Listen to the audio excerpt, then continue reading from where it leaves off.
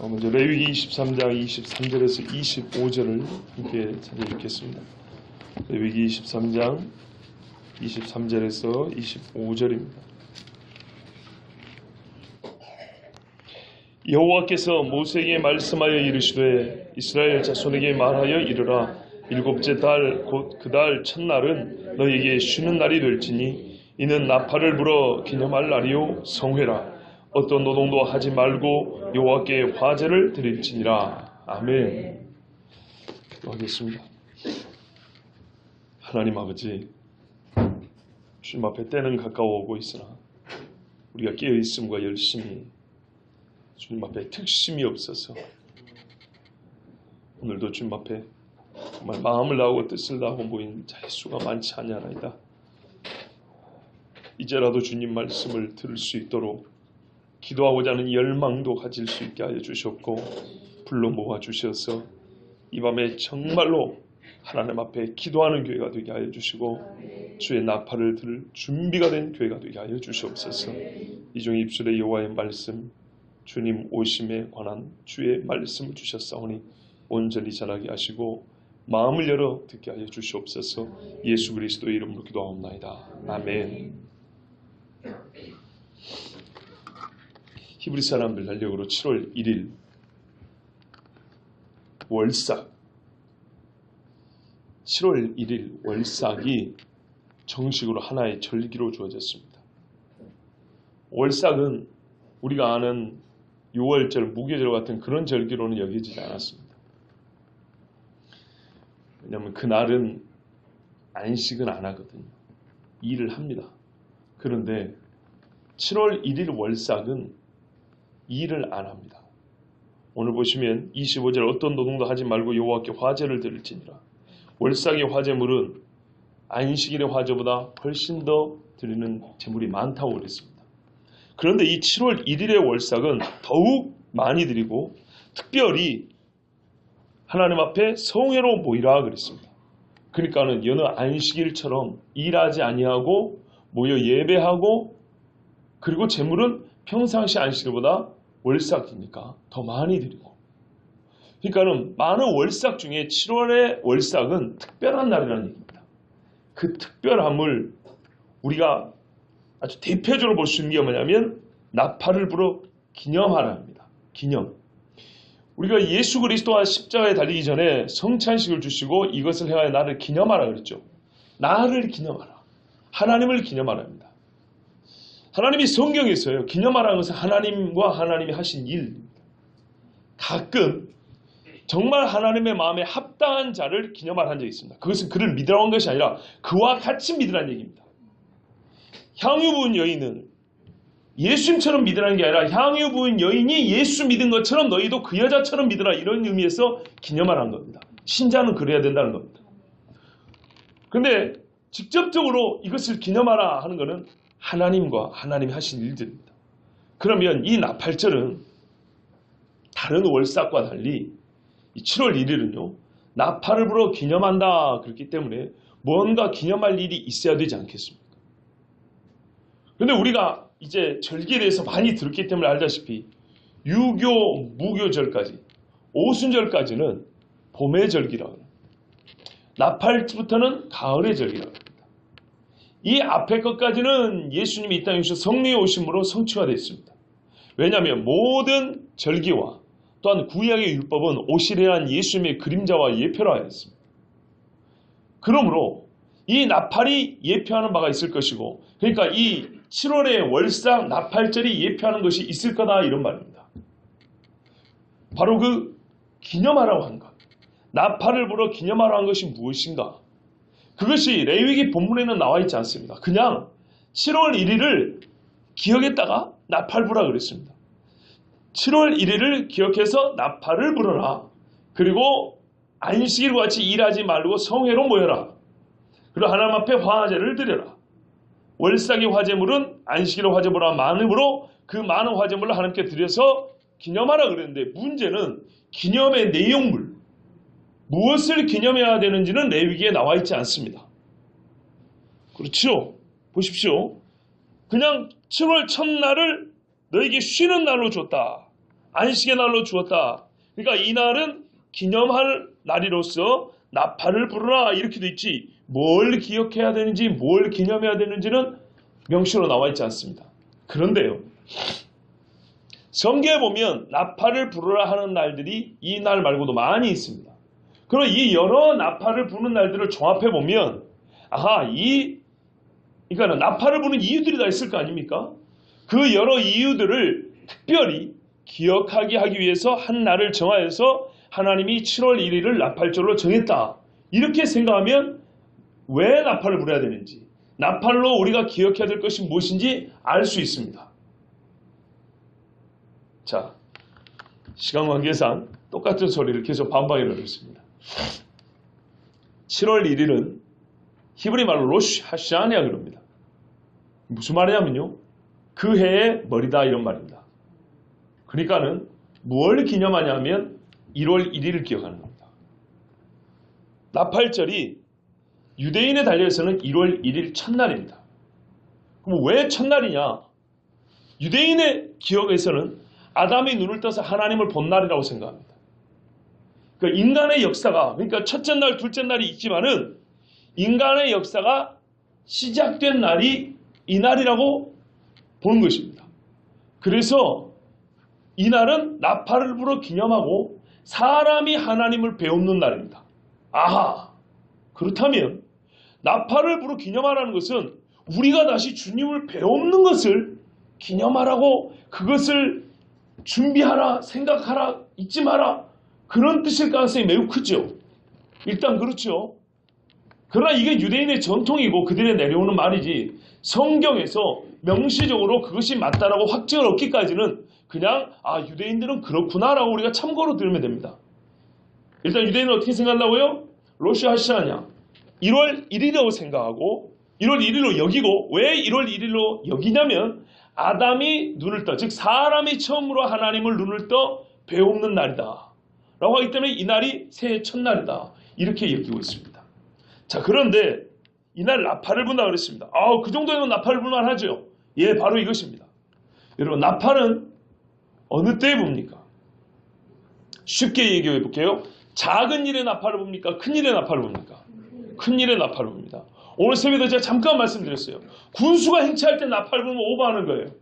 왕이 행차할 때 나팔을 안 불면은 이상한 거죠. 나팔 불어야죠. 황제가 행차하면 훨씬 더 큰 나팔을 불어야 되죠. 기본적으로 성경에 나팔을 부르라 한 날은 작은 날이 없습니다. 다 큰 날입니다. 어떤 의미에서 크냐? 전쟁이 일어났다거나 아니면은 우리를 좀 도와주세요 하고 구조를 요청한다거나 아니면 결혼을 한다거나. 그런데 여기에는 아주 모순적인 게 있습니다. 보세요. 구원과 전쟁은 심판과 멸망 아니겠습니까? 심판이 임박했다고 할 때 나팔을 불고 하나님 우리를 구원해 주세요 할 때 뭘 분다고요? 나팔을 불어요. 그러면 이 나팔은 어떤 얘기는 심판이고 어떤 얘기는 구원의 의미가 있다고 볼 수 있겠죠. 예. 그러면 나팔은 큰 일에 부는 것인데 이 큰 일이라는 것은 우리 인간에게 있어서 결정적인 사건들. 그러면 성경에 실제로 그런 날들이 나팔을 부는 날로 기록이 되어 있는가? 여기까지 우리 상식입니다. 우리는 큰 날에 나팔을 분다. 그리고 상식적으로 생각해 볼 때 전쟁이 일어난다거나 아니면 막 구호를 요청할 때 빠방 불면은 저기서 군인들이 듣고 원군을 요청하고 막 이렇게 하지 않습니까? 그러는데 과연 성경에서 나팔도 우리에게 그런 의미로 주어졌는가? 한번 우리가 찾아보고자 합니다. 일단 자세히 찾아보기 전에 이스라엘 사람들이 이 나팔을 분다고 할 때에 기억하는 4가지가 있습니다. 첫 번째는 뭐냐면 야곱의 환난의 때입니다. 말 그대로 심판입니다. 예레미야 30장 6절 7절에 보면 그때 야곱의 환난의 때가 있을 것인데 그때는 어느 정도로 힘드냐면 남자가 해산한 여인같이 힘들어서 손을 허리에 댄다 이렇게 돼 있어요. 배짱 있게 나오는 이게 아니고요. 이렇게 하는 겁니다. 남자가 애를 벤다는 게 말이 안 되지만요. 남자가 그 해산의 고통을 느낀다는 것은 정말 기가 막힌 이야기죠.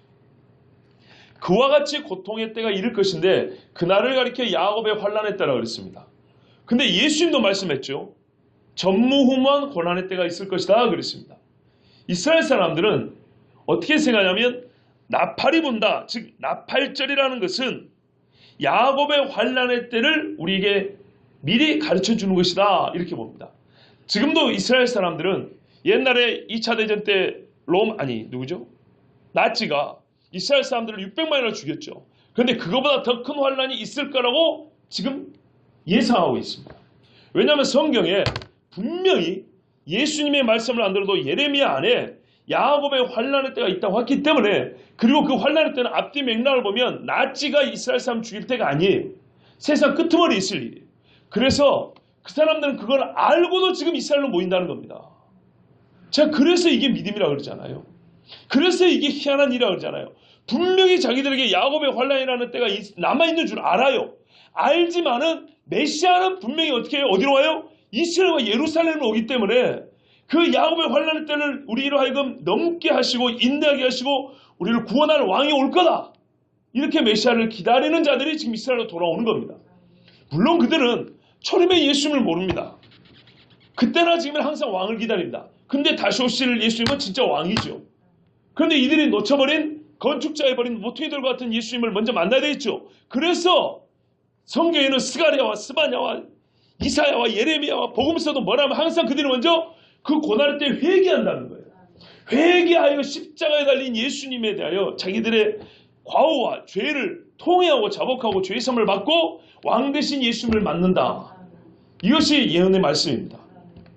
두 번째는 메시아가 왕으로 온다. 아까 말 그대로입니다. 시편 24편을 보면 우리가 복음성가에 문드라 머리 들으라, 그죠? 영광의 왕이 되시냐, 영광의 왕이 우리 하나님 여호와시도다, 이렇게 말씀하지요. 나팔절에 부르는 찬송 중에 하나가 시편 24편입니다. 이 사람들은 나팔을 분다는 건 왕의 행차, 메시아가 오신다, 왕으로 오신다라고 생각하고 이 나팔절에 나팔을 분다 그럽니다. 세 번째는 죽은 자의 부활과 심판입니다.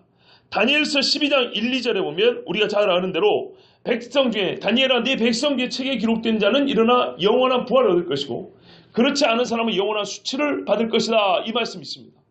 이것은 어느 때 일어날 것이냐? 곧 나팔이 부를 때 일어날 일이다, 이렇게 생각하고 있습니다. 네 번째는 메시아와 이스라엘의 혼인을 생각합니다. 이거는 제가 이제 주일날 증가로 좀 남겨놓을 겁니다. 이스라엘이 나팔절을 하면 생각하는 것이 네 번째로 뭐라고요? 구원자 메시아와 이스라엘의 혼인 예식. 자, 오늘 이 세 가지, 앞에 것들을 세 가지를 집중으로 보려고 하는데, 자, 일단 여기까지 한번 생각을 해보겠습니다. 정리를 한번 해보겠습니다. 일반의 월삭과 달리 7월 1일은 하나님이 안식일과 같은 월삭을 제정하셨습니다. 그리고 이날은 무언가 기념할 것이 있고 기억할 것이 있다고 해서 나팔을 불라 그랬습니다. 그렇다면 이 기억할 내용은 나팔과 상관이 있다는 얘기입니다. 나팔이 아니라 나팔을 부는 것과 상관이 있다는 겁니다. 그러면 나팔이라는 악기가 가진 특징 또는 성질을 생각해 볼 때 매우 큰 소리가 나서 말 그대로 알람의 기능을 하는 겁니다. 그렇죠. 누군가를 깨우는 겁니다. 잠든 자를 깨우는 것이고 평안에 있는 사람을 긴장하러 하는 것이고 또 심판이 임하겠다고 알려주는 것이고 또는 우리를 살려달라고 우리를 구원할 자가 저기 있는데 여기를 좀 바라봐달라고 그를 깨우는 데 쓰는 것이 나팔입니다. 그렇죠. 우리가 일반적으로 이렇게 나팔의 성질이 이러하다면 하나님이 나팔을 불어 기념하라고 한 내용도, 그 기념하는 내용도 악기로서의 나팔이 가진 성질과 같이 누군가를 깨우는 일, 누군가를 하나님이 구원하실 일, 누군가를 심판하실 일을 기념하기 위해서, 그 날을 우리에게 알려주기 위해서 이 나팔절이라는 절기를 제정하셨구나, 이렇게 할 수 있습니다. 맞습니까? 그리고 유대인들이 그럼 먼저 우리가 성경을 봐야 되는데 이 나팔절을 우리보다 앞서 지킨 사람이 유대인 아닙니까? 이 말씀을 먼저 받고 지금까지 3,500년 동안 지켜온 사람이 유대인 아닙니까? 그러면 그들이 성경에서 어떤 나팔절의 의미, 나팔과 관계되는 어떤 영적 의미를 찾아내는가 봤더니 네 가지라는 거예요. 하나는 환난의 때가 있다. 두 번째는 메시아가 왕으로 온다. 세 번째는 죽은 자가 부활하고 심판이 있다. 그리고 최후에는 뭐가 있다고요? 메시아와 혼인 예식이 있다. 이렇게 이와 같이 정말 중요한 일들이기 때문에 하나님은 나팔을 불어 기념하라 하셨다고 유대인들은 나팔절한 절기 지킬 때 이 네 가지가 우리에게 주어질 것이라고 기다리고 소망한다는 겁니다. 그러면 이와 같은 유대인들의 전통이 과연 성경에 따른 것인가? 우리가 한번 확인을 해봐야 되겠죠. 자, 성경을 한번 보겠습니다. 지금 찾자는 게 아니고요. 성경에 보면 오늘 레위기 23장에 보면 나팔을 불어 그랬어요. 나팔을 불다라는 것이 히브리어로 테루아 그럽니다. 테루아. 염 테루아. 그러니까 로시 하샤냐라는 새해 첫머리인 나팔절이 나팔을 부는데요. 그때 부는 나팔은 뿔나팔, 쇼파라고 합니다. 근데 이 나팔을 부는 행위를 말하면 테루아라고 합니다. 그래서 욤 테루아라고 합니다. 욤은 날이라는 거예요. 나팔 부는 날 이런 말입니다. 나팔 부는 날. 그런데 왜 이 나팔을 부냐 하니까 성경에 최초로 나팔을 부는 데 보면 출애굽기에 나와 있고요. 그 다음에 민수기에 기록이 되어 있습니다. 민수기는 출애굽하여 이스라엘 사람들이 광야에 살고 이 40년을 살았던 여정을 정리해서 들려주는 거잖아요. 그러니까 출애굽기가 끝나고 민수기가 있는 게 아니라 출애굽기에서 광야를 살아가는 동안에 있었던 일이 민수기에 다시 기록이 되어 있는 겁니다. 그때 있었던 일들이. 근데 민수기에 보면 뭐라고 되어 있냐면 모세에게 너는 나팔을 불어 회중을 나에게 모으고 이렇게 되어 있습니다. 나팔을 분다는 첫 번째 의미는 뭐냐면 백성을 모은다는 겁니다. 왜 모을까요? 출애굽기 19장에 보면 오늘 설교 마지막에 다시 한번 듣겠지만 출애굽기 19장에 보면 이스라엘 백성을 나팔을 불러 모은 다음에 하나님이 율법을 줍니다. 즉 무슨 말이냐면 나팔을 분다는 것은 먼저는 하나님의 백성을 세상과 악에서 분리해내서 하나님이 계신 자리로 끌어모으는 겁니다. 뭐라 했어요? 성회로 모이라 그랬죠. 거룩한 무리로 돌아오도록 모이게 하는 첫 번째 그 의미가 나팔에 있습니다. 그럼 나팔을 불고 모은 하나님은 뭐 하시려고 모았을까요? 구원하시려고 모았죠. 구원하려면 뭘 드려야 됩니까? 하나님의 말씀을 드려야죠. 말씀을 들은다면요. 회개해야 합니다. 회개해요. 왜요? 아까 나팔을 불면 뭔 일이 이어진다고 그랬죠? 심판이 있다고 그랬죠. 그래서 나팔이 불 때는 회개해야 되는 겁니다. 그리고 회개한 후에 심판이 있고 혼인예식이 있는 것입니다. 왜? 정결하여졌기 때문입니다. 이것이 속죄를 준비하라고 모여라 하시는 첫 번째 나팔의 의미입니다. 두 번째, 심판의 날이라고 그럽니다. 다니엘 7장에 보면 그래서 심판의 날, 욤 하딘 그러는데요.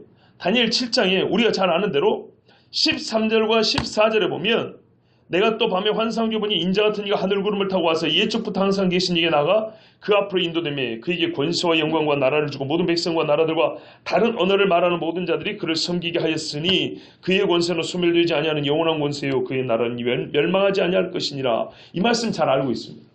그런데 이 앞에 인자 같은 이 예수님이 자기를 인자라고 그랬는데 이 인자가 영원한 권세를 갖기 전에 그 직전에 있을 일이 뭐냐면 심판입니다. 다니엘 7장 9절부터 한번 보시면 내가 보니 왕좌가 놓이고 옛적부터 항상 계시가 좌정하셨는데 그의 옷은 희기가 눈 같고 그의 머리털은 깨끗한 양의 털 같고 그의 보호자는 불꽃이요 그의 바퀴는 타오르는 불이며 불이 강처럼 흘러 그의 앞에서 나오며 그를 섬기는 자는 천천히요 그 앞에서 모세 선자는 만만이며 심판을 베푸는데 책들이 펴놓였더라. 요한계시록만 심판을 자세히 묘사한 줄 알았더니 다니엘서에 그 심판하는 왕의 모습이 아주 자세하게 묘사되어 있어요. 불이 강처럼 흐른대요. 얼마나 무서운가 한번 생각해 보세요. 그때 내가 작은 뿔이 말하는 큰 목소리로 말미암아 주목하여 보는세. 조그만 뿔인데 엄청나게 큰 소리인 거예요. 여기서 뿔이 뭘까요, 여러분? 짐승뿔을 생각하면 안 되는. 이걸 거꾸로 해야 된다니까요. 뿔나팔을 생각해야 된다니까요. 소뿔이 하나 이만하게 뼈쩍은 것이 소리가 나온다는 게 아니에요. 아시겠죠? 뿔이 정말 쉬운 이야기인데 아니 뿔이 밑에가 두껍고 여기 넓고 아래 위쪽이 뾰족하면 이거는 그냥 찌르는 거잖아요. 근데 이거 뽑아갖고 거꾸로 하면 나팔이 되잖아요. 뿔나팔이에요. 뿔나팔. 근데 조그만 것이 소리를 얼마나 크게 내는지 다니엘이 깜짝 놀라서 봤다는 얘기입니다. 그 심판하는 자리에서 큰 목소리로 말미암아 주목하여 보는 사이에 짐승이 죽임을 당하고 그의 시체가 상한 바 되어 타오르는 불에 던져졌으며 그 남은 짐승들은 그의 권세를 빼앗겼으나 그 생명 보존되어 정한 시기가 이르기를 기다리게 되었더라 그랬어요. 자, 보십시오. 그러니까 예수님이 왕으로 좌정하실 때 뭐가 불린다고요? 조그만 뿔인데 엄청나게 큰 소리를 내는 뿔나팔 소리가 나고, 바로 그것은 심판장의 좌정하심, 심판하는 행위를 공포하는 소리였다는 겁니다. 스바냐 1장 14절에서 18절을 보면 여호와의 큰 날이 가깝도다. 가깝고도 빠르도다. 여호와의 날의 소리로다. 성경에서 여호와의 날은 심판의 날입니다. 용사가 거기서 심히 슬퍼 우는도다. 그날은 분노의 날이요 환난과 고통의 날이요 황폐와 패망의 날이요 캄캄하고 어두운 날이요 구름과 흑암의 날이요 나팔을 불어 경고하며. 파멸과 황폐함과 어두움과 구름과 흑암의 날을 뭘로 경고한다고요? 나팔을 불어 경고한다고 했어요. 여호와의 날은 나팔이 불려지는 날입니다. 견고한 성읍들을 치며 높은 망대를 치는 날이로다. 내가 사람들에게 고난을 내려 맹인 같게 하리니 이는 그들이 나 여호와께 범죄하였습니다. 나팔이 불려지는 날은 심판의 날입니다. 여러분, 그래서 요한계시록 보면 7 나팔이 불죠. 그리고 마지막 나팔은 어떻게 된다고 그랬습니까? 마지막 나팔에는 하나님이 그종 선지자들을 통하여 하신 비밀이 이루어지리니 이렇게 되어 있습니다. 그 비밀이 고린도전서에 보면 우리가 주님 앞에 들려 올라가는 것이라 이렇게 되어 있습니다. 자, 그날이 이르기 전에 하나님은 나팔을 불어 경고하신다 그럽니다. 마태복음 25장 31절에서 33절에 인자가 자기 영광으로 모든 천사와 함께 올 때, 데살로니가 전서에는 천사장의 소리, 하나님의 나팔 소리죠. 그럼 이 소리와 함께 올 때 자기 영광의 보좌에 앉으리니, 보세요, 왕으로 즉위하시죠. 그러면서 모든 민족을 그 앞에 모으고 각각 구분하기를 목자가 양과 염소를 구분하는 것 같이 하여 양은 그 오른편에 염소는 왼편에 두리라. 즉 심판이 있다는 겁니다. 나팔이 울리고 인자가 왕위에 앉으시며 심판하신다. 이 모든 일은 나팔이 불림으로 시작되는 겁니다. 왕위로 즉위하신다. 시편 29편 10절 11절에 여호와께서 홍수대에 좌정하셨으며, 저번에 제가 아마 재밌게 이 말씀 읽은 적이 있어요. 파도가, 이 물이 생명 있는 모든 것들을 죽일 때 하나님이 어디 있다고요? 그 높은 파도 위에 앉으셨다고, 이렇게 파도를 타고 다니는 것처럼. 약간 제가 좀 재밌게 표현을 했었는데 이 말 자체는 뭐냐면 심판하시는 하나님이다를 말하고 있습니다. 왕으로 심판하신다. 여호와께서 영원하도록 왕으로 좌정하시도다. 여호와께서 자기 백성에 힘을 주시며 여호와께서 자기 백성에 평강의 복을 주시로다. 이게 시편 29편의 말씀입니다. 보십시오. 왕으로 즉위할 때 하나님은 이 세상을 심판하고 자기 백성에는 평강의 복을 준다. 이렇게 말씀합니다. 그래서 시편 47편은 이스라엘 사람들이 나팔절에 부르는 찬송인데요. 너희 만민들아 손바닥을 치고 즐거운 소리로 하나님께 외칠지어다. 지존하신 여호와는 두려우시고 온 땅의 큰 왕이 되심이로다. 여호와께서 만민을 우리에게 나라들을 우리 발 아래에 복종하게 하시며 우리를 위하여 기업을 택하시나니 곧 사랑하신 야곱의 영화로다. 하나님께서 즐거운 함성 중에 올라가시며 여호와께서 나팔 소리 중에 올라가시도다. 찬송하라, 하나님을 찬송하라. 찬송하라, 우리 왕을 찬송하라. 하나님은 온 땅의 왕이심이라. 지혜의 시로 찬송할지어다. 하나님이 뭇백성을 다스리시며 하나님이 그의 거룩한 보좌에 앉으셨도다. 문나라의 고관들이 모이며 아브라함의 하나님의 백성이 되도다. 세상의 모든 방편을 하나님의 것이며 그의 높임을 받으시리로다. 아멘. 하나님이 세상의 큰 왕으로 좌정하실 때 하나님이 그 높은 보좌에 어떻게 올라가냐? 그 높이 하나님이 좌정하실 때는 나팔 소리를 타고 올라간다, 이렇게 말씀합니다. 지금 무슨 말이에요? 온천하 우주를 쩌렁쩌렁하게 울리는 소리가 나팔 소리라는 겁니다. 그래서 제가 여러분에게 이런 말씀 드린 적 있지 않습니까? 아주 개인적인 소망이지만 하나님이 나의 목숨을 걷어가지 않으신다면 정말 그 들리는 이 온 천하를 쩌렁쩌렁 울리는 그 나팔 소리를 나는 듣고 싶다. 세상의 어떤 대단한 공연도 쫓아올 수 없는, 세상에 있는 모든 악기를 다 동원해도 그 음량과 음질과 그 음악성을 쫓아올 수 없는 그 위험과 장엄함과 그 능력을 쫓아올 수 없는 나팔 소리. 난 그 소리를 들으며 우리 주님을 맞이하고 싶다 그랬습니다. 나는 그런 소망이 있습니다.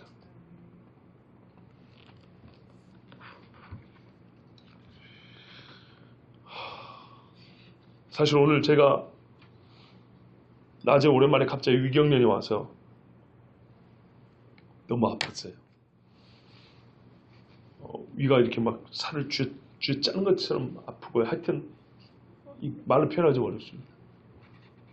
위만 아픈 게 아니라 식도, 턱, 치아 밑에 아래 턱부터 여러분 사람 살을 이렇게 늘리면 아프죠. 살을 막 계속 늘면 아프죠. 그런 것처럼 이 속에 있는 기관들을 막 잡아 당기거나 꼬우고 막 쥐어 짜는 것처럼 아픕니다. 갑자기 그랬어요. 왜 갑자기 그랬을까? 이건 보통 스트레스 때문이거든요. 하나는 저희 아들 때문인데 그것을 지금 이 자리에서 말씀드리면 그렇고, 저녁에 대해서 한번 생각해 보니까 또 하나의 이유가 있었던 것 같아요. 제가 아는 선교사님 오늘 돌아가셨습니다. 그 중국에 저번에 제가 1월달에 산비 데리고 갔을 때, 물론 작년 이맘때부터 같이 공부하고 알았던 분인데, 지난번에 1월달에 중국 갔을 때 저하고 제 아들을 잘 대접해줬던 선교사님입니다. 중국 분입니다. 조선족. 그러니까는 전도사님이라고 보면 되겠습니다. 중국 안에서.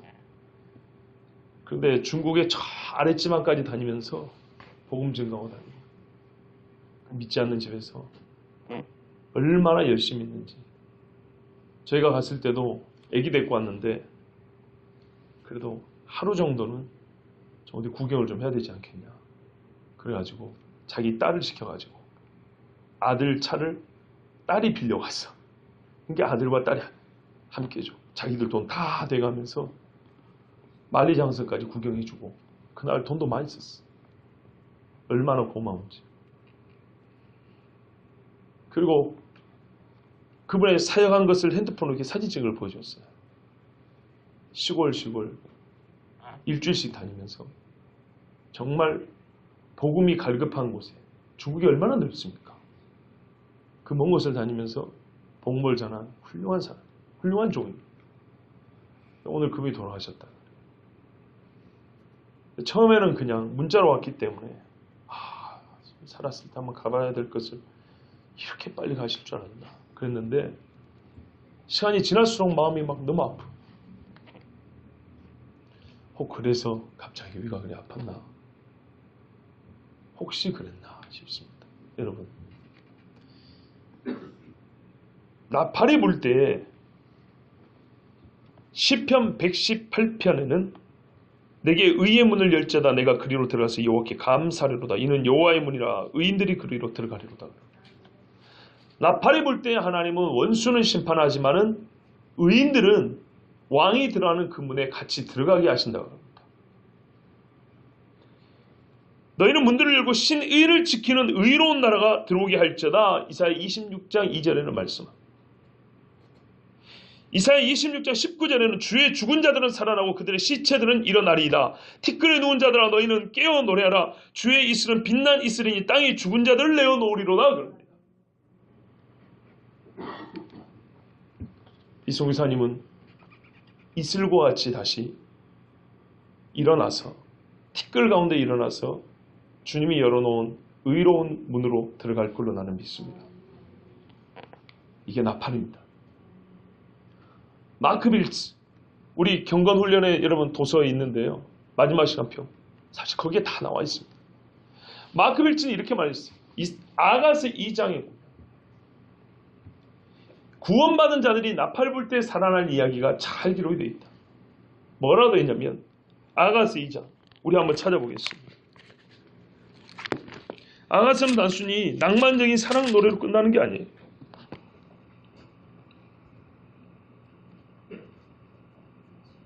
11절부터 보면 10절부터 봅니다. 아가서 2장 10절. 나의 사랑하는 자가 내게 말하여 이르기를 나의 사랑 내 어여쁜 자여 일어나서 함께 가자. 겨울도 지나고 비도 그쳤고 지면에는 꽃이 피고 새 노래할 때가 이르렀는데 비둘기 소리가 우리 땅에 들리는구나. 이렇게 노래 부르면서 우리를 부른다는 겁니다. 겨울의 추위를 지나고 비바람을 지나고 고난과 환난의 때를 지나고 신랑이 신부를 깨워서 이제 이 따뜻한 봄이 되었으니 나와 일어나서 함께 가자 그런답니다. 그때가 바로 보라 신랑이로다 부르는 나팔이 불려지는 날입니다. 무화과 나무에는 푸른 열매가 익었고 포도나무는 꽃을 피워 향기를 토하는구나. 나의 사랑 나의 어여쁜 자야 일어나서 함께 가자. 여러분 이 아침에 일어날 때 이 여인의 얼굴에는 무엇이 묻어 있을까 할 때 이슬이 묻혀 있으리라. 시편 110편에 주의 권능의 날에 새벽 이슬 같은 주의 청년들이 이렇게 말하고 있습니다. 성경에서 이슬은 바로 구원 얻은 자들의 그 깨어있음, 어둠이 지나고 날이 밝아올 때 주님을 맞는 자들을 표현할 때 이슬로 그들을 표현합니다. 오늘 선교사님이 소천했다는 이야기를 듣고 또 이 말씀을 준비하면서 그렇겠구나. 이분은 나보다 먼저 안식에 들어갔고 주님 오실 때 나팔 불 때 새벽 이슬같이 정말 깊은 어둠의 때를 지나고 이제 막 일어나서 얼굴에 묻은 이 이슬을 다 한번 닦으면서 신랑의 얼굴 보고 환히 웃는 신부같이 그렇게 주님을 맞겠구나. 이런 생각을 했습니다. 이것이 바로 나팔절의 의미입니다. 아까 말씀드린 대로 테로아라 그랬습니다. 테로아는 기억시키다라는 뜻이 있습니다. 기억한다는 게 기억을 시킨다는 겁니다. 우리로 하여금 무언가를 기억나게 한다는 겁니다. 뭘 기억나게 할까요? 신랑이 올 때가 되었다는 것을 기억나게 합니다. 그리고 그 나팔은 하나님은 잊지 않으시만은 양방향으로 볼 때 하나님을 하여금 기억하게 합니다. 뭐라고요? 신부를 찾으러 가야 된다는 거죠. 신부로 불러야 돼. 내가 내 아버지께 처소를 예비하리니 처소에 예비되면 너희를 불러 오리라 그랬죠. 그때가 되었다는 것을 기억나게 하는 날이 나팔입니다. 그래서 나팔이 한 번만 울리는 게 아니고요. 기억나게 하고 뿌 한번 울리고 빵으로 울리고 그리고 마지막에 테로아 그 놀라 그럽니다. 데살로니가 전서에 나오면은 천사장의 호래와 하나님의 나팔 소리였죠. 이때는요 제일 큰 나팔을 부른 겁니다. 제일 큰 나팔. 한번 100번 울린다 그래요. 지금까지 울린 나팔 중에 제일 큰 나팔이 진짜 천지를 진동하는 나팔이 불리는 날이 바로 우리 주님이 다시 오시는 날. 보라 신랑이로다 하는 그날이라는 겁니다. 나팔을 불어 기념할 날, 신랑이 오실 날. 그때 우리의 모든 수치와 죄를 다 용서받고 또 우리의 고난의 때를 이겨낸 자들이 주님 앞에 정말 감격의 눈물로 우리 주님을 맞으러 가는 것입니다. 우리가 오늘 읽을 두 번째 본문 스가랴 9장 9절에서 17절은 이때 왕이신 메시아가 나팔 불 때 오셔서 그의 백성을 구원하시는 이야기가 또 잘 기록되어 있습니다. 우리 함께 한 절씩 읽겠습니다. 시간 관계상 세밀하게 우리가 살펴보지 못하지만 전체적으로 무엇을 말하는지를 우리가 함께 깨닫고자 합니다. 9절부터 17절까지인데요. 한 절씩 교도하시고 마지막 절 같이 읽겠습니다. 스가랴 9장 9절부터 읽습니다. 시온에 따라 크게 기뻐할지어다. 예루살렘에 따라 즐거이 부를지어다. 보라 내 왕이 내게 임하시나니 그는 공의로우시며 구원을 베푸시며 겸손하여서 나귀를 타시나니 나귀의 작은 것 곧 나귀 새끼니라. 내가 에브라임의 병거와 예루살렘의 말을 끊겠고 전쟁하는 말도 끊으리니 그가 이방 사람에게 화평을 전할 것이요 그의 공칭을 바다에서 바다까지 이르고 유브라데 강에서 땅끝까지 이르리라. 또 너로 말할진대 내 언약의 피로 말미암아 내가 내 갇힌 자들을 물없는 구덩이에서 놓았나니 갇혀 있으나 주왕을 보는 자들아 너희는 이제로 돌아올지니라 내가 오늘 것이라. 내가 유다를 당긴 활로 삼고 에브라임을 끼운 화살로 삼았으니 시온아 내가 내 자식들을 일으켜 헬라 자식들을 치게 하며 너를 용사의 칼과 같게 하리라. 여호와께서 그들을 위해 나타나서 그들의 화살을 번개같이 쏟아내실 것이며 주 여호와께서 나팔을 불게 하시며 남방 회오리 바람을 타고 가실 것이라. 만군의 여호와께서 그들을 호위하시리니 그들이 원수를 삼키며 물맷돌을 밟을 것이며 그들이 피를 마시고 즐거이 부르기를 술 취한 것 같이 할 것인즉 피가 가득한 동이와도 같고 피 묻은 제단 모퉁이와도 같을 것이라. 그날에 그들의 하나님 여호와께서 그들을 자기 백성의 양떼같이 권하시니 그들이 왕관의 보석같이 여호와의 땅에 빛나리로다. 그의 형통함과 그의 아름다움이 어찌 그리 큰지 곡식은 청년을 새 포도주는 처녀를 강건하게 하리라. 아멘. 이 말씀의 전반부는 우리가 잘 아시는 대로 예수님이 예루살렘에 입성하는 모습입니다. 후반부는 2000년 전에 예수님이 오셨을 때 이루어지는 것이 아닙니다. 그런데 이 말씀들이 한 맥락 한 달락으로 줄 있다는 걸 기억하셔야 됩니다. 제가 예언서를 해석할 때 특별히 예수님에 관한 예언을 해석할 때는 초림의 예수님과 재림의 예수님을 구분하지 않고 그냥 쭉 이어갔다고 말씀드렸습니다.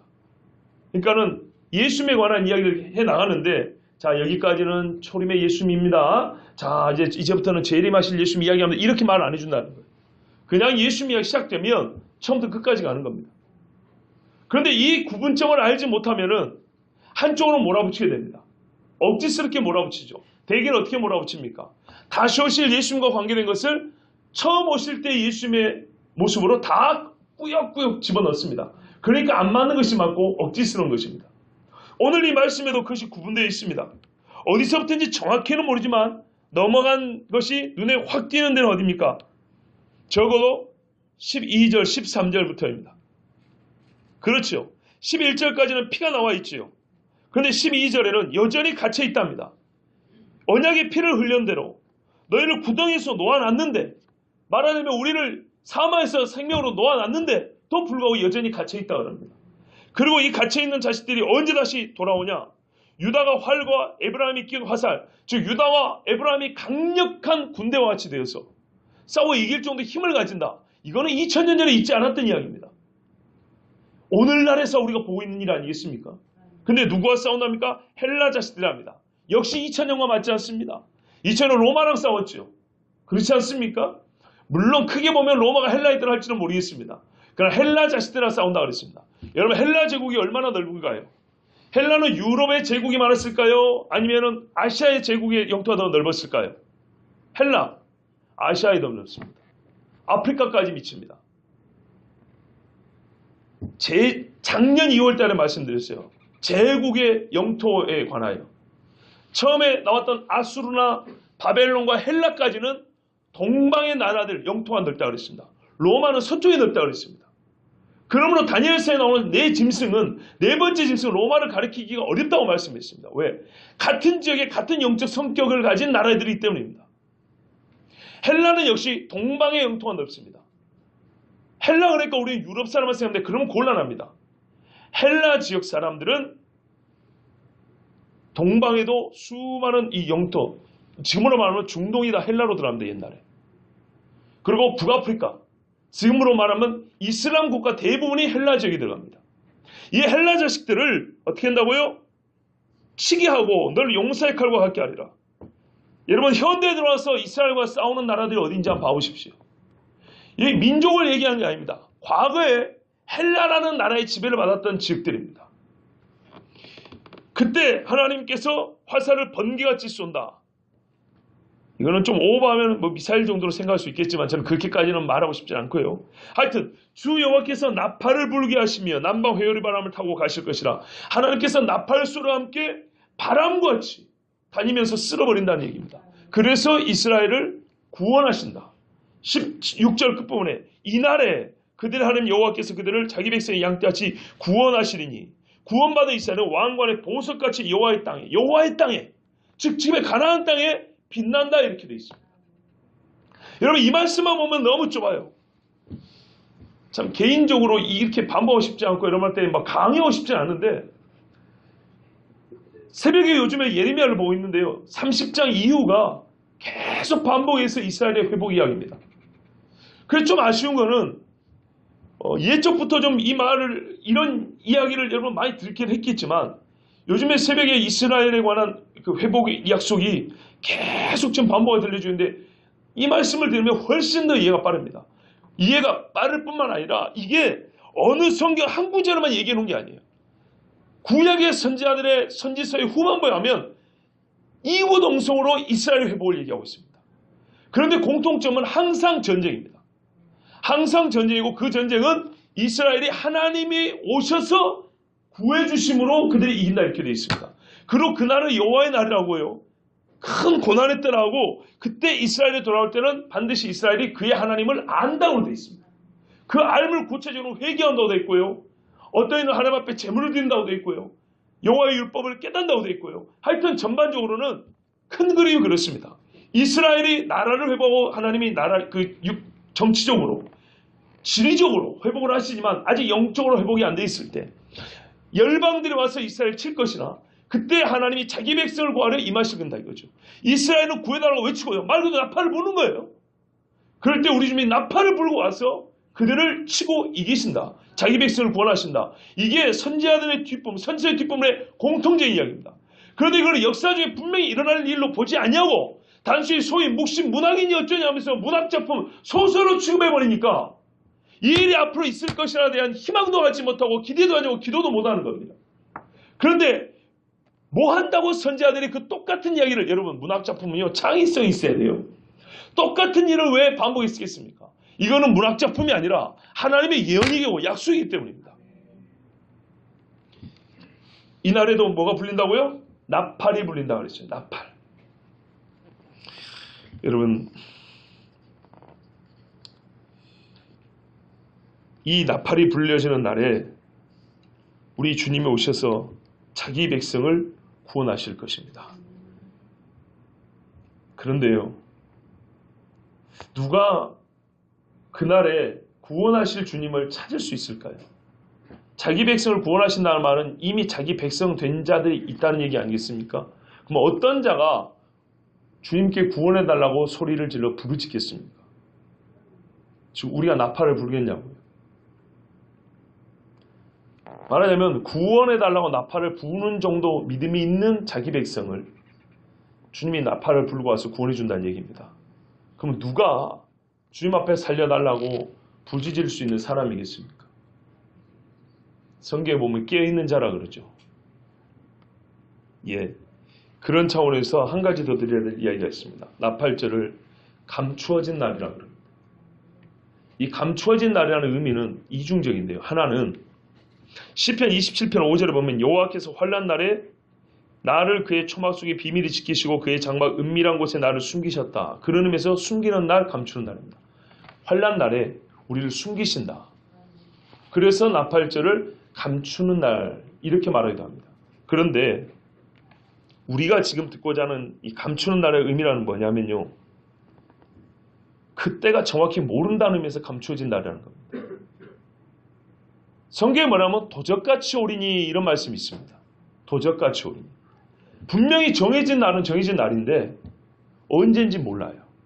그래서 감추어진 날이라는 겁니다.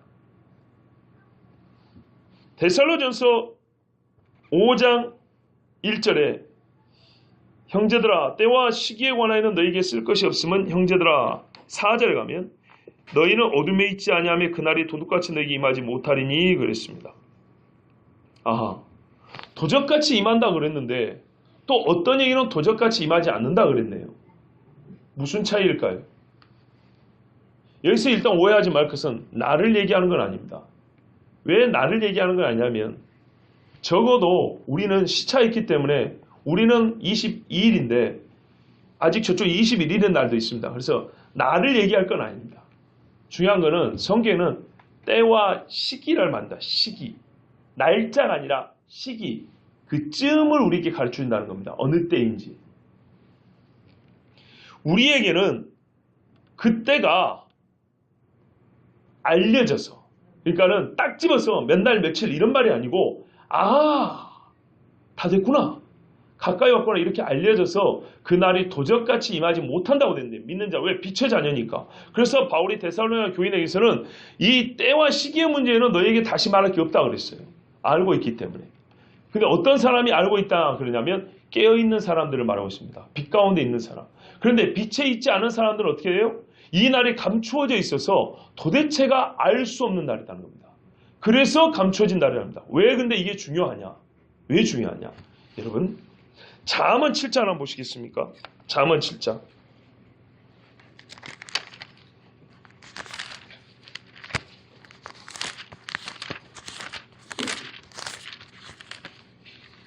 잠언 7장에 보면 한 어리석은 남자가 음녀에게 홀려가는 것을 기록해주고 있습니다. 한 5절부터 보겠습니다. 제가 읽겠습니다. 그리하면 이것이 너를 지켜서 너는 지혜를 가지라 이 말이죠. 지혜. 내 말을 지키면 내 계명을 간직하라 그랬죠.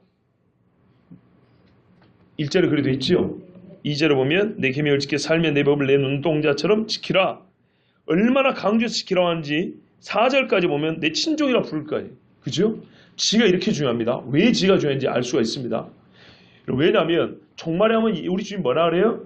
지혜 있는 자는 짐승의 수를 센다고 되어 있어요. 다니엘은 지혜 있는 자는 공창의 빛과 같이 빛난다 그랬어요. 그렇죠? 해와 같이 빛난다 그랬죠. 별이라 그랬죠. 네. 지혜 있는 자. 그런데 보면 이건 전부 다 마지막 때를 말하고 있단 말이에요. 그리고 제가 예전에 말씀드린 대로 잠언의 지혜는 처세술 정도 아니라 생명 없는 지혜라고 말씀했어요. 자, 그 이야기가 어떤 이야기 한번 들어보세요. 솔로몬이 보니까 이 지혜가 우리를 살려주는데 우리를 살리는 것이 어떤 차원에서 살려주는가 하고 하나의 예를 들어주는데요. 음녀에게 말로 흐리는 이방 여인에게 빠지지 않게 하리라 이렇게 돼 있어요. 보세요. 바벨론이 음녀라고 기록이 되어 있고 음녀가 바벨론으로 되어 있고 요한계시록 17장에 보면 그렇게 되어 있죠. 음녀, 큰 음녀, 만국을 미용하는 거짓 우상들, 어미라고. 만국을 미용하는 것들을 어미라고 한 게 바벨론, 음녀라고 되어 있습니다. 자, 그 음녀가 바로 이 음녀라고 생각하면 읽어보세요. 말로 흐리는 이방 여인에게 빠지지 않게 하리라. 내가 내 집 들창으로 살창으로 내다보다가 어리석은 자 중에 젊은이 가운데 한 지혜 없는 자를 보았노라. 나는 너에게 4절까지 지혜를 얻으라고 이렇게를 썼는데 이렇게 하나님의 계명을 가진 지혜인데 계명이 없고 말씀이 없어. 말씀이 머릿속에 없어서 제멋대로 사는 사람은 지혜 없는 자인데 그 지혜 없는 자가 어떻게 음녀에게 빠져 죽는가를 보라 이 말이에요. 그가 거리를 지나 음녀의 골목 모퉁이로 가까이 하여 그의 집 쪽으로 가는데 자기가 어디로 가는지도 몰라요. 저물 때 황혼 때 깊은 밤 흑암 중이라. 여러분, 니고데모가 어두울 때 예수님을 찾아왔다 그랬죠? 그거 가지고 영적인 의미를 부여하기 얼마나 바쁜지요? 니고데모의 영적 상태를 말하면 그런 말이죠? 그러면 여기도 그렇게 읽을 수 있어요. 충분히 그렇게 읽을 수 있어요. 날만 어두운 게 아니고 이 사람은 깜깜한 상태예요. 무지한 사람. 그때 기생의 옷을 입은 간교한 여인이 그를 맞으니 이 간교한 여인이 입은 옷은 빛나고 번쩍번쩍해서 어두울 때도 잘 보여요. 어리석은 자의 눈에는 이것처럼 잘 보이는 게 없어요. 이 여인은 떠들며 완악하며 그의 발이 집에 머물지 아니하여 어떤 때는 거리 어떤 때는 광장 또 모퉁이마다 서서 사람을 기다리는 자라. 여러분, 우상을 숭배하는 것들은요 지저도 없어요. 네 신이고 내 신이고 상관없어요. 어떻게 하면 돼요? 하나님만 안 믿으면 돼. 도대체. 그렇죠? 그 여인이 그를 붙잡고 그에게 입맞추며 부끄러움을 모르는 얼굴로 그에게 말하되 내가 화목제를 드려 서운한 것을 오늘 갚았노라. 얘가 놀라운 겁니다. 화목제를 드렸대요. 이 음란한 여인이 화목제를 드렸대요. 말하자면 율법을 아는 사람이고 제사를 지내는 여자라는 거예요. 얼마나 위험한 건지 아시겠죠? 봐보세요. 왜 마지막 때 베드로를 조심하는지 보세요. 이 여자가 하는 말이 자기가 말해요. 나도 유대인이라고. 나도 하나님 앞에 화목제를 드린 사람. 여러분, 근데 화목제를 언제 드려요? 죄를 용서받고 속죄를 받고 난 다음에 회복될 때 드리는 게 화목제예요. 근데 이 정신나간 여자는 이 어마어마한 범죄를 저지르면서도 자기와 하나님 사이에는 아무 문제가 없는 걸로 생각하고 화목제를 드렸었다고. 하나님과 나는 화평한 관계라고. 당신이 나에게 오는데 아무 거리낌이 없다 이 말이에요. 서운한 것으로 갚아노라. 내가 하나님 앞에 화목제 드리면서 당신 같은 사람을 만나게 해달라고. 먼저 화평했으니 하나님 앞에 요구를 했다는 거예요. 간구했는데 하나님이 들어줬다는 거예요. 이 떠벌린 입에서 나오는 말을 들어보세요. 이게 요즘에 정신없는 신학자와 세상에 우상을 숭배하자 소위 종교 통합을 주장하는 사람들이 말과 뭐가 다른가 봐보세요. 우리도 십자가를 들고 간다 이 말이에요. 그런데 이러므로 내가 너를 맞으려고 나와 네 얼굴을 찾다가 너를 만났도다. 내 침사로 여호와 애굽에 문이 있는 이불을 폈고 몰약과 침향과 계피를 뿌렸노라. 좋은 거 다 있다. 그 힘든데 기르의 소리교를 뭐하러 다니라는 거지. 이 넓은 게 좀 조용히 왔다 그냥 잠 한숨 자고 되지. 그 시끄러운 설교를 1시간씩 하고 나는 돈 줘도 안 가. 모략과 침향과 계피를 뿌렸노라. 오라 우리가 아침까지 흡족하게 서로 사랑하며 사랑함으로 희락하자. 재미는 있을지 모르지만 이와 같이 크고 더러운 죄가 없죠. 그런데 그 다음 이 여자가 한 말을 보세요. 단순히 창기가 아니에요. 남편이 있는 여자예요. 뭐라 그럽니까? 남편을 짐을 떠난 먼 길을 갔는데 한 사람이 어떤 주인이 왕위를 받으려고 먼 길을 떠났는데 이 은유가 정확히 일치합니다. 그렇죠? 떠났는데 그때는 뭐 가져온다 해서 왕권을 가져온다 그랬죠. 지금 이 말씀 뭐냐면요. 이 여자는 이와 같은 거예요. 주인이 더디어 오리라 하여 종들을 때리고 술 마시고 연락하는 그런 못된 종들이 있었는데 그걸 자문해서 미리 보여주는 겁니다. 조금 더 심각하게 부인의 입장에서 신부로서 신약성에는 오히려 종들과 품꾼들을 얘기지만 구약에는 훨씬 더 신부 즉 아내로서의 하나님의 백성들을 이렇게 은유적으로 그 때에 있을 그 왕이 신랑이 다시 오실 때 이야기를 이렇게 가르쳐 주는 겁니다. 그래서 지혜가 있어야 된다는 거예요. 신약에서 우리가 지혜지하는 건 이미 구약에서 가르쳐 준 지혜라니까요. 어떤 게 지혜인가 봐보세요. 근데 이 무지한 사람은 이 여자한테 홀려가지고 집을 떠나 먼 길을 갔는데 은주머니를 가졌은즉 보름날에나 집에 돌아오리라 하여. 이 여자는요 완전 똑똑해요. 봐보세요. 신약에서는요 종들이 주인이 언제 올지 몰라. 그냥 늦게 온다고 생각했어요. 언제 올지 모르니까 늦게 오리라. 설마 내일 오겠어? 이 정신을 가지고 살림살이를 하고 잔치하고 때리고 술 마셔 놀았다 이 말이에요. 그런데 이 여자는요 알아요. 때를 알아요. 언제 올지 알아요. 그런데도 이 짓을 하는 거예요. 이게 진짜 무서운 겁니다. 봐보십시오. 언제 온답니까? 보름날. 여러분 유대인이 아무 때나 날짜를 언급하지 않습니다. 우리보다 날의 의미를 훨씬 귀히 여기는 사람들입니다. 그럼 왜 보름날을 하고 있을까요? 이 여자 화목제 드린다 그러죠. 화목제 아무 때나 드린 거 아니거든요. 절기를 맞춰 드려야 됩니다. 때를 맞춰 드린다고요. 그래서 화목제 드린 날 정해져 있어요. 레위기 보면. 자, 근데 이 여자가 왜 그러면 보름날 신랑이 온다 이렇게 말했을까요? 여러분 6월절은 14일이고 무교절이 15일부터 시작합니다. 보름입니다. 잘 보세요. 신랑인 왕이 와서 즉 예수님이 이 땅에서 첫 번째로 우리의 죄를 사여 죽고 나서 우리가 죄 씻음을 받는 절기 그때 보름달이 뜹니다. 6월절과 무교절에 보름달이 뜹니다. 두 번째 초막절에 보름달이 뜹니다. 초막이 뭡니까? 한 집에 거한다는 겁니다. 아시겠죠? 성경의 맨 마지막 절기가 초막절입니다. 하나님의 장막집이 그죠? 그 장막집에 우리가 거하여 하나님과 영원히 산다는 것. 광야에서 집도 없고 뭐도 아무것도 없을 때 그 초막을 짓고 사는 것이 하나의 추억일지 모르지만 그게 의미하는 말은 지붕이 없는 그 광야에서 하나님이 지붕이 되어주고 집이 되어주고 너희와 함께 동행했다는 거거든요. 이게 호세아서 가르쳐주고 있죠. 그거를 추억할 뿐만 아니라 그것은 또 하나의 예표로 먼 훗날에 우리 신랑이 다시 오셔서 우리와 동거하며 예루살렘에서 함께 거한다는 것. 이거를 가르쳐주는 절기가 바로 초막절입니다. 그 초막절이 7월 15일입니다. 보름입니다. 지금 무슨 말이냐? 남편이 부인을 자기의 핏값으로 산 날이 보름이고 그리고 떠나간 남편이 다시 와서 신부를 데리고 가는 날이 보름이라 이런 말입니다. 아시겠죠? 그러니까 이게 어떤 의미인가 봐보세요. 이 신부는 자기 신랑이 자기를 위하여 뭘 했는지 알아요. 이 결혼에 관한 건 제가 주일날 말씀드렸는데 그랬죠. 그래서 오늘 지금 다 말씀 안 드리는데 이 여인은 신랑인 그러니까 우리가 말하는 예수님이 나를 위해서 피를 흘리셨고 나하고 혼인을 준비하시려고 보름이 되면 올 줄로 안다 그 말이에요. 아는데 그 기간 동안에 그 기간을 아는 여자가 뭐하고 있어요? 이렇게 가증한 짓을 저지르고 있는 거예요. 지금 오늘날 교회가 어떻고 있습니까? 그 나를 모르는 종들같이 날도 모르고 흥청망청 사는 인간들이 있고 또 한편에는 나를 짐작하고 아는데도 불구하고 그때가 아직 않았으므로 아니까 그때가 아직 않았으므로 지금은 좀 여유가 있다고 제멋대로 사는 사람이 있고 이게 교회예요. 근데 적어도 보름날을 세려면 어떻게 해야 돼요? 첫날을 알아야 돼요. 초승달이 뜨는 날을 알아야 된다고요.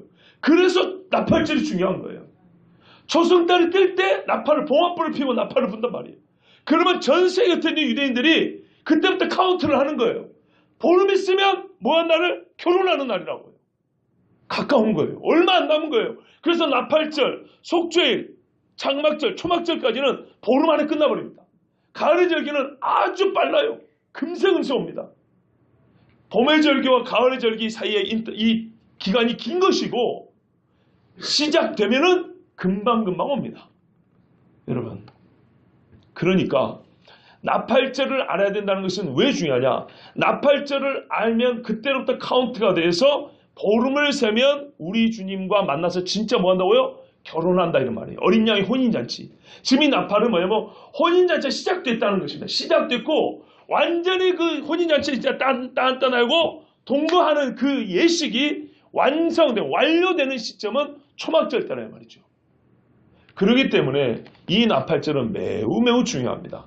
그리고 그것을 우리에게 그 중요성을 알려주는 말씀이 이 잠언 7장의 말씀입니다. 하나의 그러니까는 젊은 청년들에게 여자 조심해야 한다고 말한다고 생각하면 곤란합니다.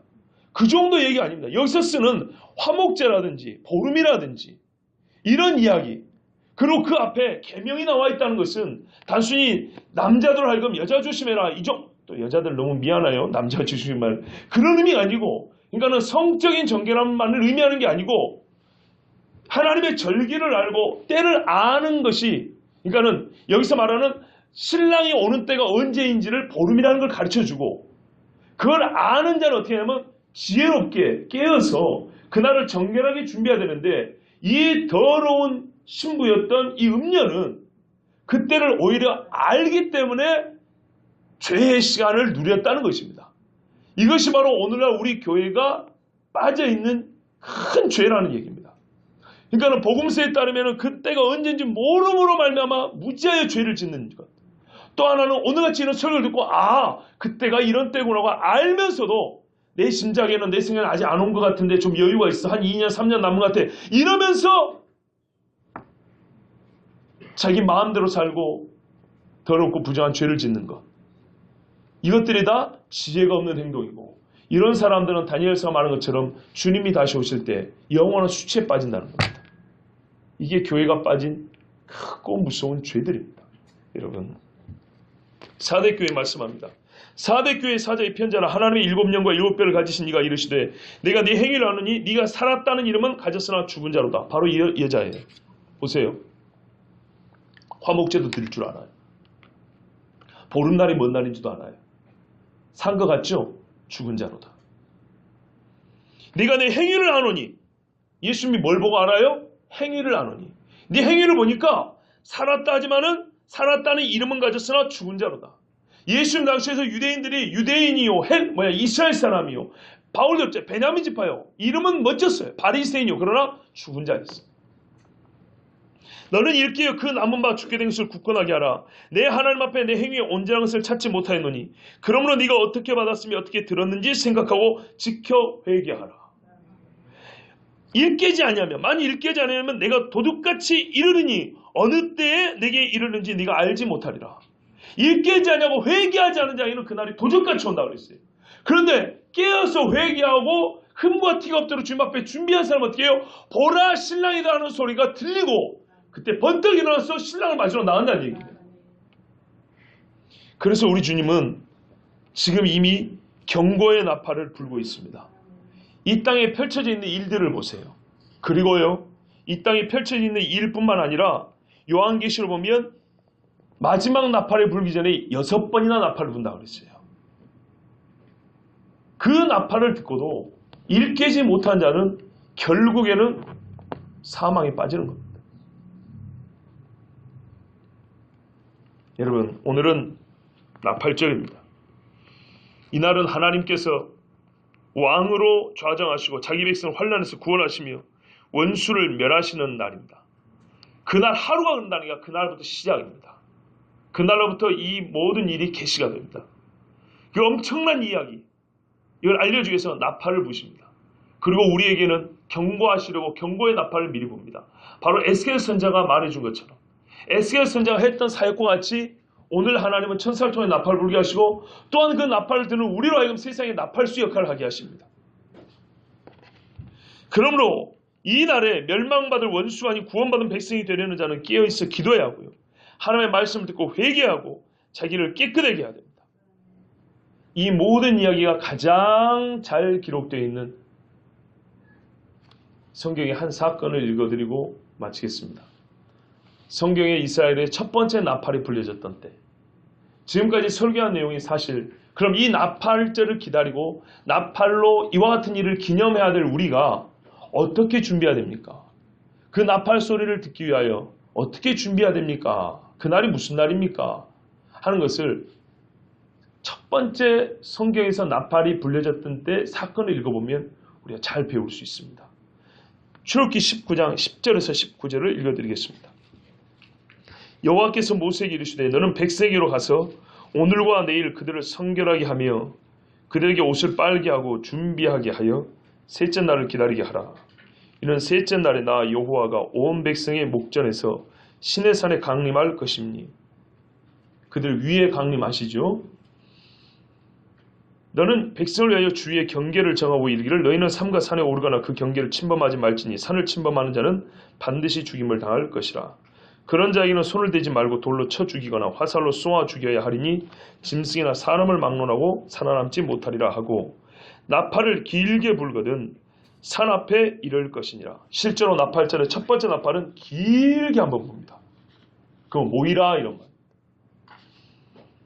모세가 산에서 내려와 백성에 이르러 백성을 성결하게 하니 그들이 자기 옷을 빨더라. 모세가 백성이 이르되 준비하여 셋째 날을 기다리고 여인을 가까이 하지 말라 하니라.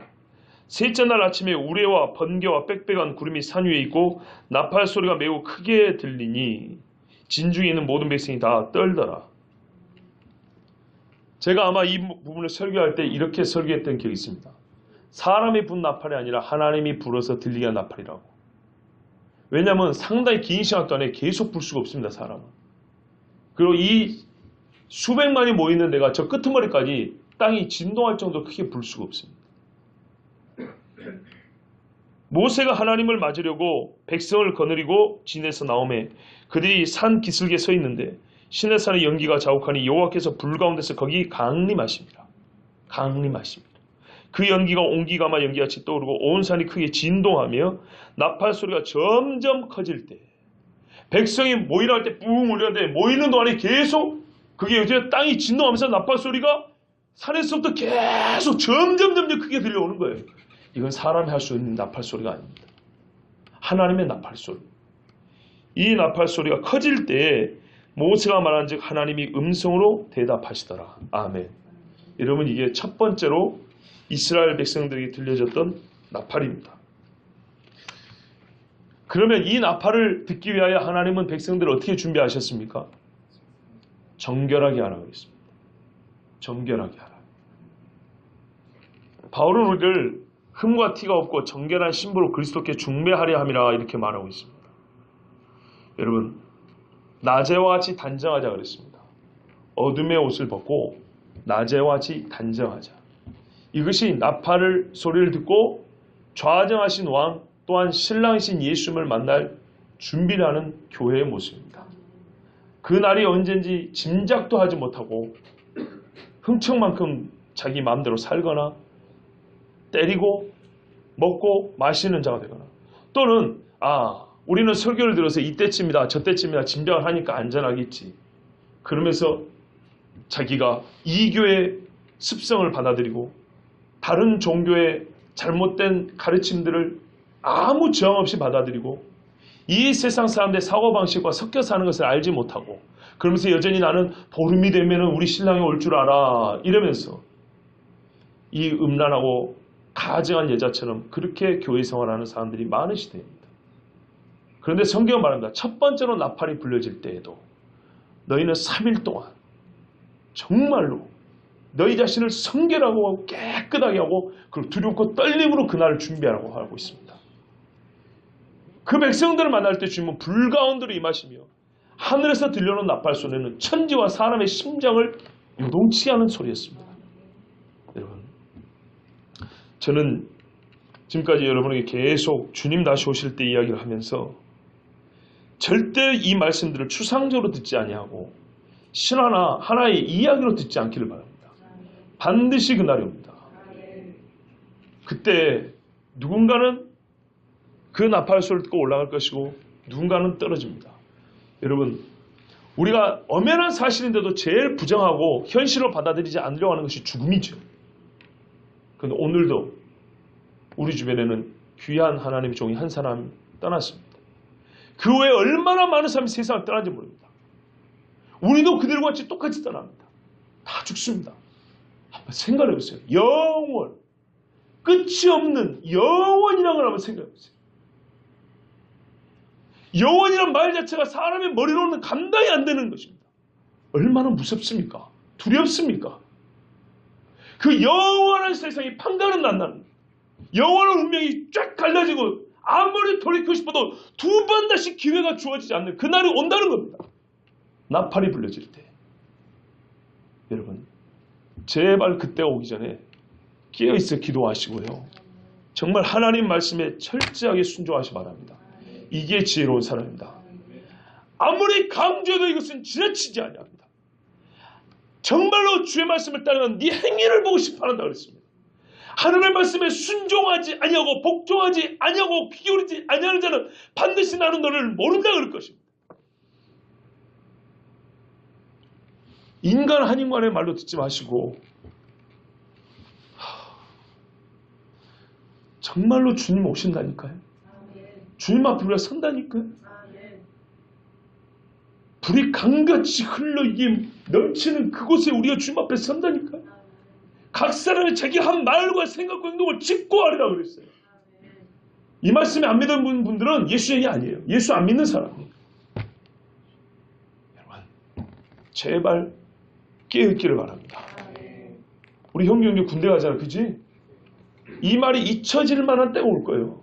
군생활 훈련 힘들고 옆에 안 믿는 놈들 막 지기들 마음대로 놀 때 잠깐 정신 똑바로 차야 된다.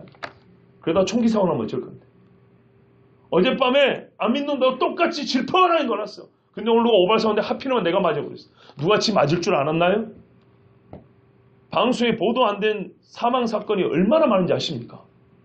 속된 편을 써 죄송하지만 병신대 나온 애들이 얼마나 많은지 아십니까? 내 새끼가 안전에 나오니까 그런 일 없는 줄 알죠. 부지기수입니다. 부지기수. 정신 똑바로 차려야 돼요. 항상 하나님 앞에 주눅들어 사는 게 아니에요.